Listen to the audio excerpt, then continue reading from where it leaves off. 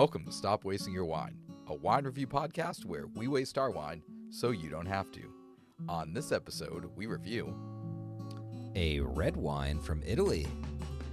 That's right, we're reviewing a red wine from Italy, and I couldn't be more excited to not only celebrate my roots, but celebrate two of the best guys I know. Colin and Joel, how are you guys? Doing well. I love how the time that you talk about your Italian roots the most is when we're drinking an Italian wine on this show.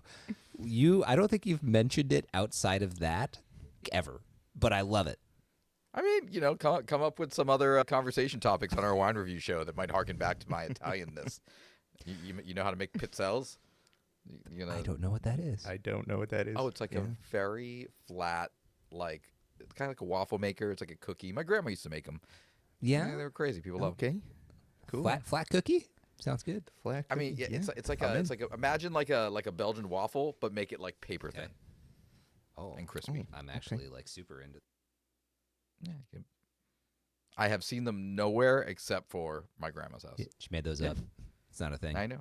Hashtag Pizzelles. If you also enjoy Pizzelles, go ahead and send us a comment and like, follow, and review this episode.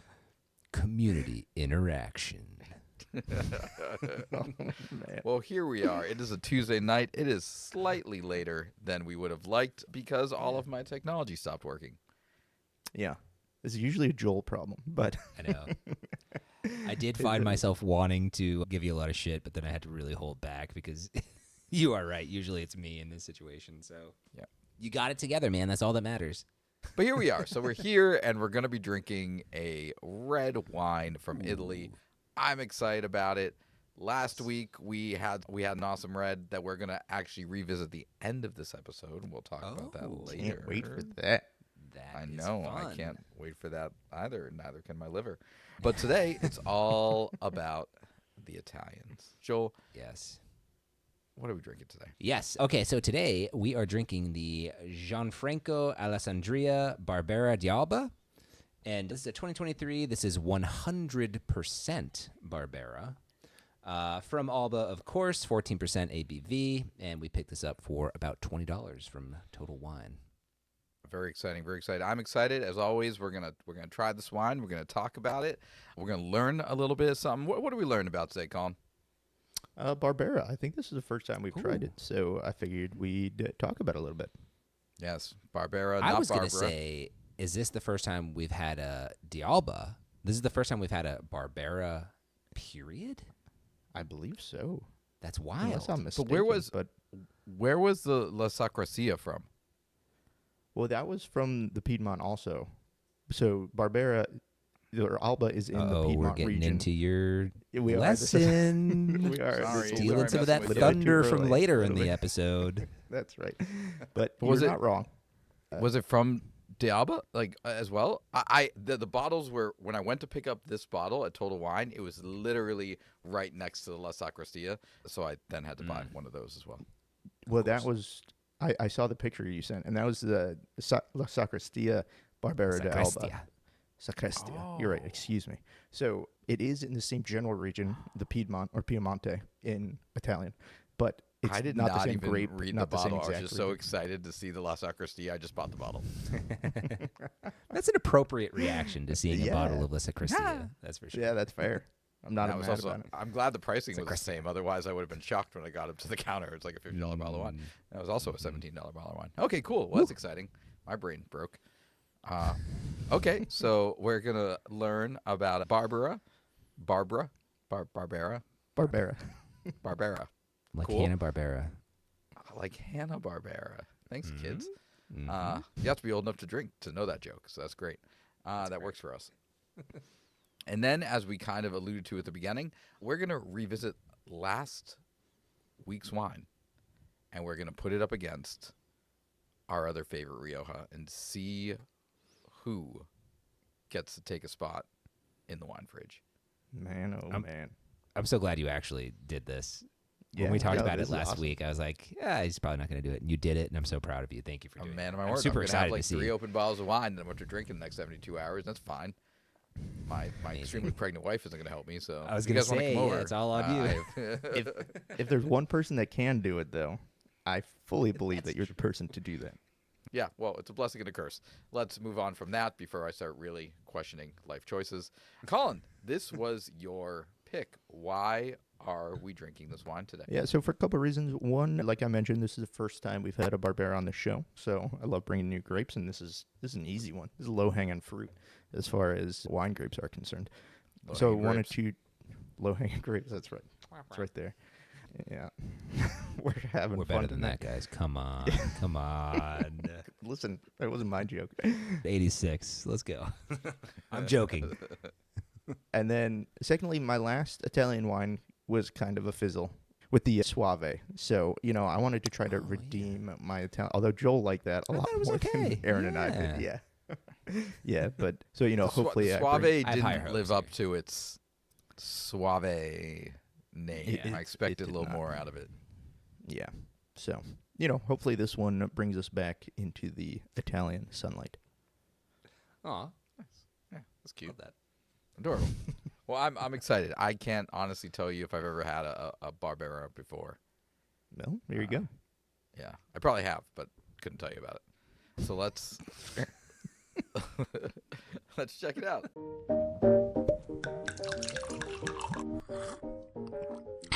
Tastes like wine.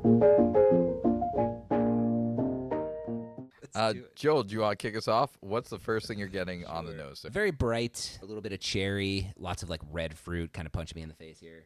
You say a little bit of cherry. I say a lot of bit of cherry. Yeah. I would also say a lot of bit of Cherry cherry. bomb. It's pretty cherry. Yeah. How about you guys? Like just to jump on, it's not like super children's Tylenol in the way we've talked about before, where it's like candy cherry, but like that kind of like top of the nose waft. It almost is a little of like the cherry medicinal bit. It's like really, reminding me of all the times I'm trying to wrestle that stuff down my kids' throats in the past like 2 months. Definitely like a red cherry you'd get in a Sprite at Applebee's, not like a Yeah, red, maraschino not a cherry, like a for sure. Yeah, exactly. Not a dark. 100%. Yeah. I would agree with Yeah, that. absolutely. I'm also picking up a little bit of blackberry in there, and then a slight floral note that I Yeah. relate to, like, and I've heard it called this before, and I don't know if I could tell you exactly what a violet smells like, but this is kind of what I associate with that. It's a darker flower. It's not necessarily like wild, light, white flowers. It's a little bit more intense than that. Well, and I was almost going to call out a little bit of oaky influence in here too. Is this seeing some oak?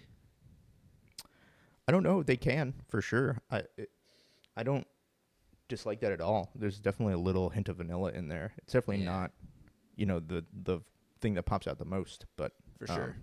I would definitely say there's some in there. Agreed. All right, let's give it a sip and see what translates. What are you getting, Joel? I think we nailed it, honestly. All right, we're Very done. Thank fresh you all for young- listening. That's it. It was a good one. See you next time. Stop wasting your wine. That's it. Nothing else to discuss. No. Fresh fruit up front. Almost like a little bit of a citrusy-ness in there, though, when I'm drinking it. Like almost like a lemon. I don't know if it's the flavor or the experience I'm having where there's like a little bit of almost sourness in there. So that's why I'm attributing it to a little citrusy. I don't know if that's correct, but sort of having that experience. I don't know if you guys are. Is it the acidity? Is that what you're getting with the puckering and the? I don't know, because I don't really think it's that high acid. Like, I'm not getting a lot of acid here. It's just like a little bit of a sour note, almost toward the end of the sip. Yeah. Maybe a little, like, underripe fruit. Maybe. I don't know if I'd go as far to say as it's citrus, but, like, maybe some underripe cherry. There's, like, that like bright that. cherry, but then that also kind of sour fruit flavor. I don't disagree with that at all. I think the floral note comes through quite a bit, actually more so than I think on the nose. But then other than that, I think we nailed the fruit notes. It's pretty much cherry, blackberry, and a little bit of maybe that oak on the back end there too. It's not, maybe jammy is the wrong word, but there is that kind of like really fruit, and maybe it's what you're talking about with like the underripe or the ripe fruit, like forward taste to it that is different than a lot of the reds we've had recently. That just like stylistically, I don't think is my favorite thing in a red wine. Not at all reviewing the quality of the wine, but it's one of the first things I noticed when I took a sip, and maybe it's that very cherry, like forward taste. But it adds a very specific quality to it. Might be the floral note you're picking up on too, because I get a lot of that. That really comes through almost as much as the fruit does. So I think you're getting Maybe quite that's a what bit it is. of both, which is maybe what you're picking up on. Yeah. No, now that you say that, yeah, and I think it's like that combination of like the floral and the fruit is like not, yeah, it's not like your average red wine flavor. It's definitely very unique, and I imagine you'll probably talk about that in your Barbera section. But yeah, it's standing out to me. Two other things I want to call out. Number one, I feel like the oaky influence on the nose, not really coming through on the sip. Like, was sort of expecting it and not seeing it there. And the other thing I'll call out too is pretty quick to go away, isn't it? Doesn't linger. This wine, it's like I'm here and I'm out of here. I don't know. I think I'm getting a decent finish, but it's more so those black fruits on the back end. It's definitely not like a long finish, but I wouldn't. It's not as like immediate as. That's how I'm experiencing it anyway. You know, we could absolutely be experiencing it totally differently, but I would say medium on the finish. What surprises me, honestly, on the sip is the lack of tannin. There's just not a lot of grip on this for a red wine, which to me is surprising. I was not going to say necessarily like, a bad thing, but we didn't like totally hit the structure, but that's what. Yeah, I think it's very like medium everything, right? Like, and this is a 14% alcohol wine, so it's not a low ABV, and yet like I wouldn't say there's like a really heavy alcohol presence as far as the experience goes. The tannin is pretty like medium low. The body is pretty medium. Like, it's a very like medium down the middle of the road wine. It's like medium down the middle of the road, except for super dry, in my opinion. Maybe Very not super dry. dry, but pretty darn dry. yeah, I would say almost medium plus acid. I would say it's definitely not high acid, but there's a little bit in there, and that might be part of the sourness. Definitely, I would say almost medium minus tannin, probably medium right down the middle body.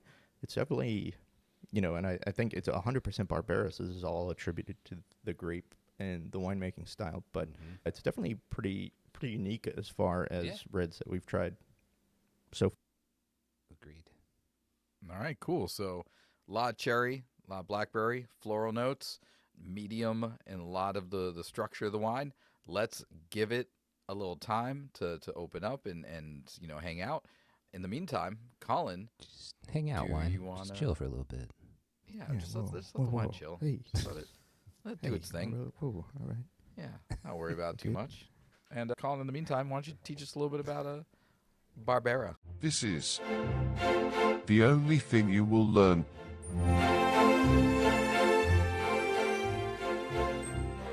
Absolutely. All right, gentlemen. Tonight we are drinking the wine of the people, as it is known in the Piedmont region. As we've visited the Piedmont region before, we know the star of the Piedmont region is Nebbiolo. But even in Piedmont itself, Nebbiolo is rather expensive. So what the average Piemonte resident drinks is, in fact, Barbera, because it's more accessible and it's just a lighter style of wine. You don't necessarily have to age it. There's not a ton of tannin. It's just a more drinkable wine than its Nebbiolo friends. Barbera is one of the most planted grapes in all of Italy, and it really thrives in the Piedmont region. Alba, Asti, and Monferrato are the three major Barbera regions. Barbera d'Alba is a DOC in the area, as I mentioned. It only needs to be 85% Barbera, but you will often see 100% Barbera in the bottle, and that's just based on how the producers like to make their wine. And then one thing about Barbera is it's pretty naturally high in acidity, and this makes this grape and this wine a great food wine, which is interesting because that's one thought I've had, which we'll talk about later, is this would go great with some Italian food. I'm just dying for pasta with this, For sure. And then what can you expect from Barbera? Aroma, you're looking at red and black fruit sometimes, depending upon the style. You're looking at cherry, which we called out, that blackberry, which I think, we see in this one. Raspberry, which I don't think we got in this one per se. And then that floral note, and you get some spices, some of the oak influence if the winemaker decides to use the oak. And then I think we kind of nailed it as far as flavors are concerned. You get those juicy, ripe berries, sometimes that tart plum or cranberry. which Joel, maybe we're experiencing a little bit more of that Tart. tart cranberry. Tart. Tart Yeah. is the word That- that we didn't tart say might be the earlier, and word. I think Yeah. tartness is Yeah. maybe I like what Joe was that. going for. For sure. No, I like think it that makes a lot of sense. Yeah, in the context of what we're talking about. And then you can age some of these because of the high acidity, and those start to see some of those more tertiary flavors of leather and tobacco. And then structurally, what can you expect? That sounds Go nice. ahead, Joe. I'm just saying. I've kind of been. I'm not trying to get into my review here, but Aren't like you? I'm thinking about what I want from this, and that would fit so nicely into this wine, like a little leatheriness, a little something. But Definitely. go on. I'll save it for the review. But just wanted to make that note right here. And this is a relatively young wine. I mean, it's from 2023, right? So you're not usually Yeah, ever I was going to gonna find any of that ask. stuff in there. So Sure. So is that kind of an aspect of the region? When we have Rioja, it's very specifically like you cannot get your hands on certain types until it has been aged X number of years, and this is something that can be aged, but we're getting it as a 2023, which is relatively young. So what gives, Colin? Explain this to me. yeah, well, again, it depends upon style of the winemaker. Maybe this was meant to be more quaffable, something easy drinking, not necessarily meant Pardon me? Or what? quaffable. It means like drinkable. Thank you. Well, I think of like quaffing hair. There was no Yeah. way you were going to get away with just using that word and then continuing like that didn't just bless our ears. Go ahead. Tell me more about this quaffable wine. Yeah. So it might be the style. Maybe this wine wasn't meant to age. I don't know what the winemaker was thinking, but you might be able to find some older versions of Barbera out there. So, and then structure, I mentioned high acidity, usually medium to low tannin, and we're looking somewhere medium to full body depending upon the alcohol. This at 14% is actually on the lower end of a lot of the Barberas I've seen. Usually I see them like 14.5, sometimes even 15. So they can definitely get up there as far as alcohol is concerned. And that Concerning, is my at best. it is 15% is concerning. There's no doubt about that. That is my spiel on Barbera. Can I just interject and say real quick in there? I had the research department take a look at the word quaffable. We've gone 85 episodes without saying that word, and 100% that's going into my vocabulary. Means something is easy and enjoyable to drink, especially in large quantities. There you go. That's a good. Oh. I'm saving that one for later. It feels like for a porch pounder to be a porch pounder, it's going to have to be quaffable moving forward. Well, Yeah, I'm so almost glad by you said that, definition. because here's the second line. Sometimes that second line in a like description or a definition is so much better than the first. Often used to describe wine that's simple and pleasant to drink, but not outstanding. That is like the definition of our porch pounder wines. Isn't that Wow, funny? Okay. You learned it right here with us, folks. Quaffable. Tuck that one away for a picnic. Fantastic. And I would say too, just not part of the review, but just another observation. Like, this is a nice looking bottle. It's a classy looking bottle. Like this, and now that I know that this could be aged a little bit, next time I'm out, I might just grab another bottle of this for $20 and just toss it in the old wine pantry and give it another shot in a few years and see how it does. Warning, Not like I'm warning, investing a review. massive amount of money and taking a risk at that. We got a review warning. I'm gonna have to Yeah, ask we you to gotta- back that up a little bit. No, sir. I'm just saying. I want to know what the experience is of this like 3 years from now, 4 Yeah. years from now, No, agreed. when 2023 is an impressive year. Joel, that's going to be your new job going forward, because Aaron oftentimes will review the wine before we get to the review. So if I'm you could just be usually the the one review calling him out. watchdog. Absolutely. Yeah, I know. He You're doing a does. great He really job. does. He You're doing really a great stays on job. it. I'm just excited to be here. I like process. I like order. Okay. I appreciate that. We live in Appreciate a that. society. No. Okay. Chewy. I will All watch right. it. Anyways, okay, cool. Well, thank you, Colin. That was super interesting, super helpful. I'm excited to have yet another Piedmont wine in our repertoire. So, we learned some stuff. We gave this thing a few more minutes. Let's take a couple more smells, a couple more sips. Anything new popping out to either of Especially you? after we talked about, just barb in general a little bit. I want to kind of relate it to what we were drinking. Might have a new perspective here. I just get so much of that floral note. That's really it. It almost takes center stage. It's like, for me, it's like that, and then the fruit. It's almost maybe 50-50 floral fruit, which is definitely Wow. not, for me Yeah. anyway, again, not something that I'm used to. I'm like 70-30 fruit, but I understand what that's you're fine. saying. Yeah. Yeah, I mean, I could be swayed either way, but it's just my point is that it's rather intense compared to a lot of the red wines that we've tried in the past. Indeed. Yeah. Indeed. I will say I do think the body and the lingeringness of the wine has opened up a little bit more the longer it stayed open. Like it isn't. To Joel's point earlier, I think when I first poured it, it wasn't thin, but it definitely wasn't. It didn't linger as long as it is now. Like I'm getting a nice full experience on my sip at this point. Yeah, I think it's opened up a little bit. I would agree with that. I think it's just a little bit more interesting. And to me, when I first opened this, like right off the bat, I always take a little sip, and it had this funkiness to it, and I don't know what was going on there. I don't experience that at all anymore. But it's just an interesting note to call out. Right off the bat, it was a little weird. I was a little worried at first, but I think that's what I was talking about earlier, Colin, when I first took a sip of this, and I was like, ooh, is this a style that I don't like? Not at all like reviewing the quality itself, but there was something about it right off the bat that was just a little bit, again, like not jammy, but had like this kind of like forward taste that I didn't totally love. yeah, no, it was a little funky at first. But I don't taste that. I'm not experiencing that anymore at all. One thing, I don't know if it's just about I'm focusing on it a little bit more now, or if it's opened up, and that's why I've noticed this. But it's like a little spicier at the end, just like a little spicy? spicier. A spicy margarita. Yeah, exactly. But like That a might little be bit. Yeah, please. The oak that you were missing before might be finally coming through. 100%. I don't want to be a flip-flopper here because I know I called out a little bit of the lack of the oaky influence up front. But now, like, yeah, there is a little bit of that vanilla-y little baking spiciness that pops out at the end. So Totally. happy to see that for sure. So this was Colin's wine, so he gets the last verdict on this. Joel, what are you thinking? How do you feel about this wine? Yeah, but did they like it? It's time for the review. I might have to think about this one for a second. Ooh, hot damn. Ooh. Oh, no, not a wine fridge. Yeah. Okay. I was gonna say. Less hot damn. No, I'm kind of between a casual drinker and a must share, to be completely honest with you. I think I'm going to go, just focus. I'm going to put a little recency bias in here, focus on what I'm drinking right now, the experience I'm having right now. And I'm going to say this is a must share. This is a must share.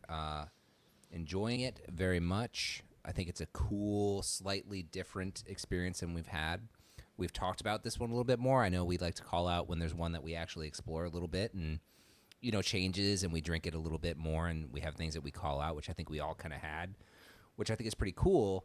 And all of this for $20. I mean, come on. So I'm going to say this is a must share, very enjoyable, and like we called out, really want some pasta for sure, maybe a little pork situation here. So yeah, must share. Yeah, I think I'm right there with you, Joel. And I can say that from a sense of like, I don't think this style itself is my cup of tea exactly.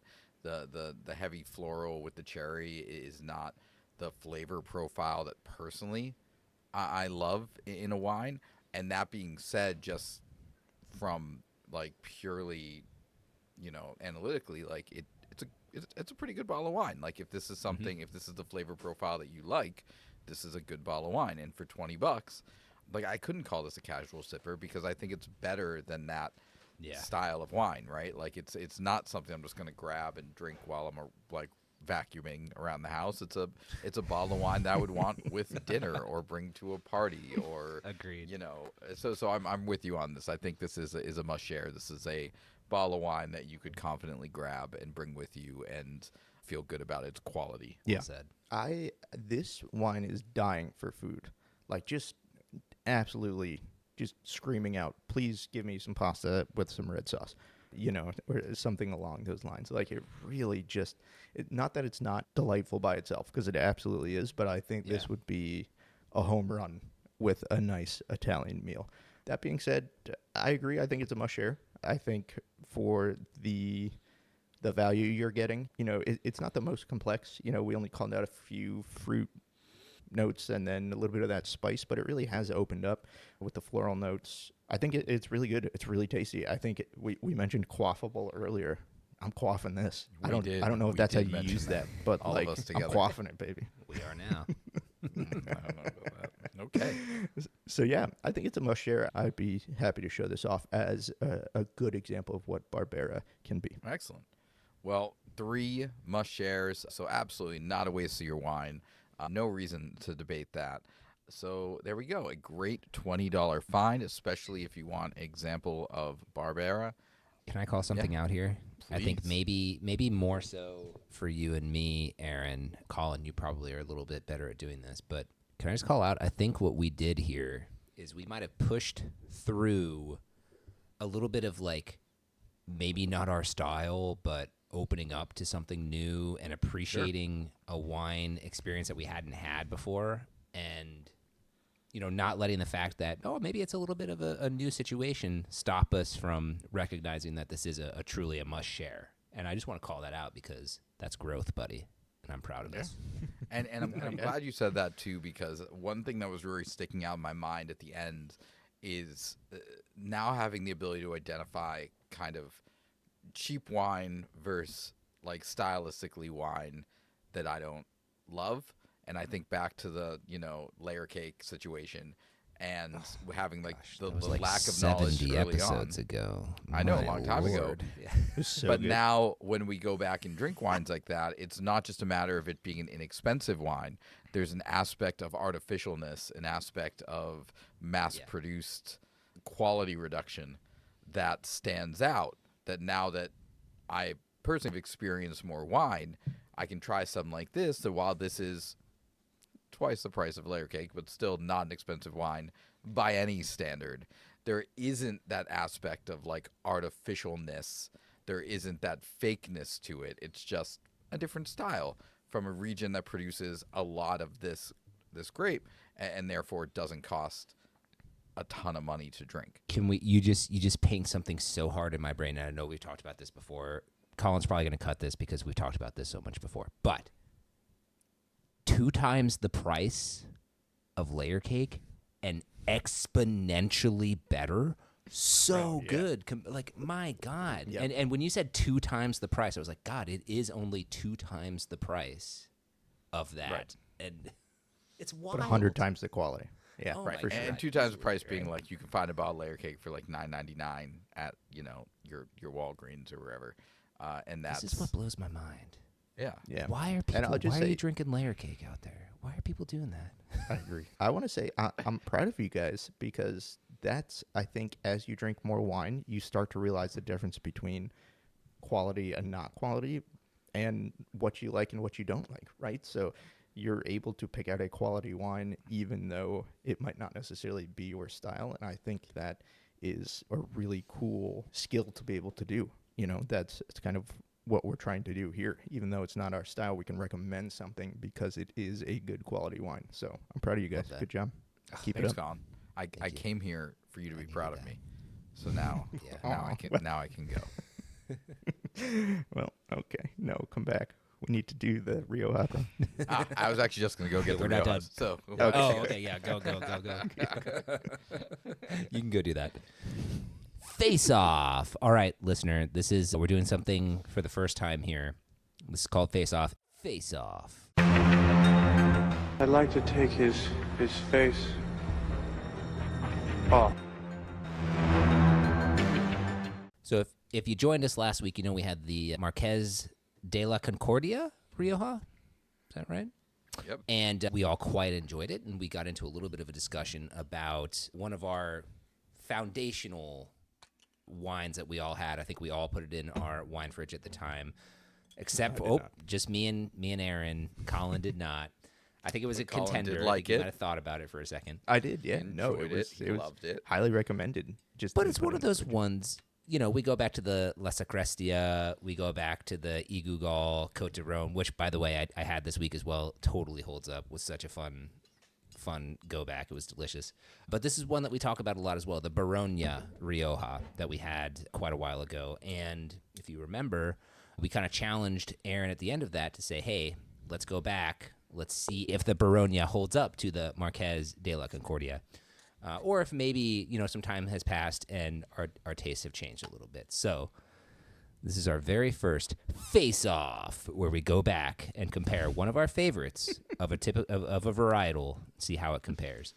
Did I vamp long enough, Aaron, for you to open 2 bottles of wine over there, or do I need to keep going?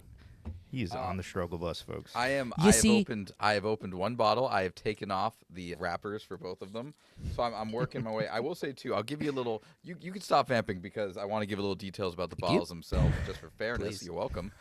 So one is these are both. I could have gone, by the way. I could have gone into something. You could go all days, night. Joel. Could add 40 minutes of Joel vamping. Easy. Yeah. Go on. I will say they're both Reservas, so they have both been aged in a barrel for the same amount of time. I will say the original Beronia that we drank was a 2018. The Marquez is also a 2018. However, when I went back to Total Wine now, the Beronias that they are selling are the 2020s. So there is, a slight age difference at this point with the comparison now. So if, the Marquez does age out or does squeak out the Beronia by a little bit, it might not be a perfect 1-for-1 at this time. I appreciate you calling out that. Yeah.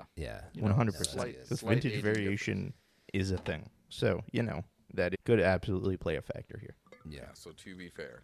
So I'm gonna, I'm gonna pour out way too much. Which one are we doing first? Beronia for me right now. So this is the Beronia over here. Beronia. The price point on these are identical, just about. Mm-hmm. They're both in the $20 to $23 range, depending on where you get it. All right. So, and the other reason I am doing face-off is because I'm clearly the most experienced and qualified person to do this out of all 3 of us. 100%. Well, you were also the only one who was kind of waffling between putting the Marquez de Concordia in the wine fridge. Joel and I had it pretty solidly as a must share. So. Yeah, agreed. Oh, ladies and gentlemen, he is trying the Beronia right now. Was that a little sip of the Beronia? That's a sip of the Beronia. Mm-hmm. The Beronia is just... Tell us what you're feeling.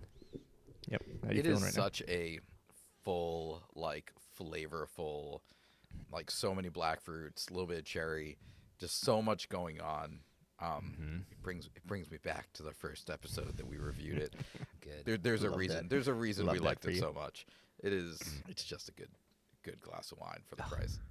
Love. I'm so jealous right now of you drinking. But I wish I was there to do this side by side. I just want to say for the listener at home, his face right now, you can't help but... He's lighting up the room. You can't help but smile. So true. And there was a sip, listener, there was a sip of the Marquez de la Concordia. Tell us how you feel about it. Yeah. Ooh, he's going back for sip number 2. Yep. I feel like we're play-by-play announcers. He's going back for a second sip. We're going to let him squish that around the mouth here, and then let's see what he thinks. He's coming up to the microphone. All right. I was really worried going into tonight. I was worried that I was not going to be able to figure anything out, that my brain was going to turn to mush, or that something was going to be weird. Look, totally normal. Standing by everything we said last week, the Marquez is a very nice $20 bottle of wine. It has a lot of really nice flavors to it. The Beronia is in its own class. It is. The Beronia is solidly still in my wine fridge. Just the amount of complexity, if nothing else, they're both tasty, but the amount of stuff going on in the Beronia, the number of different smells and flavors, just right off that first sip, compared to the Marquez, is just completely different. There's a part of me that's really reassured right now that we weren't just going crazy weirdly for the Beronia way back then. I'm so glad that it holds up. No, it really does. And like I said, this is different vintage years. This is 2 years later. So this is this might not even be the quality of the 2018 that we had a couple years ago. Aaron is currently making love to his glass of Beronia. It's so good. It's so good. Woo. This is our very first face-off. I am proud of us. I am proud of us. Our fridge wine stood the test of time. It is still standing. And is it still in your fridge? From today's episode. It is. It is still in the fridge. Is it still in my fridge? It's still in your fridge. It is. All right. It is. It is not moved. It is not moved. It is collecting dust, waiting for a special occasion. Good. The exciting thing about this episode is we're walking away kind of sort of with 3 excellent recommendations at the end of this episode. Yeah. This is a 3-fer right here. Yeah, so if you're still sticking with us at this point, we have the Gianfranco Barbera d'Alba, which we said is a must-share, solid. If you like Barbera or if you never had Barbera and you want to give it a try, runs you about $20. Give it a shot. And then also, Worth it. oldie but goodie, Beronia, Rioja, same thing, runs you about $20, $23. Really solid Rioja. It is a fridge wine for 2 of us, meaning that it's like a special occasion, take it out to dinner, show it off kind of wine. And then the Marquez de la Concordia Rioja. Didn't touch the Beronia, but still a really solid $20 bottle of wine. Any of these 3, give them a shot. I will be drinking all 3 of them for the next 3 days. That sounds great to me. I don't think you're in a terrible situation over there. There are worse situations I've been in, for sure. Could you imagine being a listener coming into this show for the first time? Maybe you haven't listened to a whole bunch. Besides the hilarious and insightful banter, you walk away with 3 recommendations for solid $20-ish bottles of wine. That's insane. Yeah, What a or show. $60. That's What a show was giving you 3 that? bottles of My wine you can God. feel really good about. Yeah. This Crazy. I'm quaffling the hell out of this glass. Now we're getting a little loosey-goosey with that Yeah. term, but I'm here for it. Wonderful. All right. Well, I'm glad you're here for it, Joel. Can you tell our listeners how they can be here for it? Yeah, 100%. You guys already know it. Listen, we're on the Instagram, we're on the YouTubes, we're on the TikToks. Come hang out. Stop Wasting Your Wine on all of those. Go to the website, stopwastingyourwine.com. I had on my to-do list for like 6 months to update all of the wines that we've drank, and I really failed, and Colin came in and did it. So go check out that page. It looks so good. You can go back and look at just where we put everything.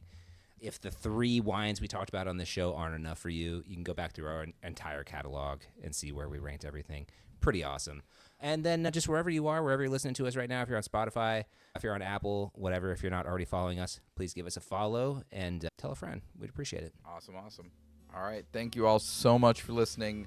We love hanging out with y'all, and we'll see you next week. Bye, y'all. And remember, stop wasting your wine. Bye.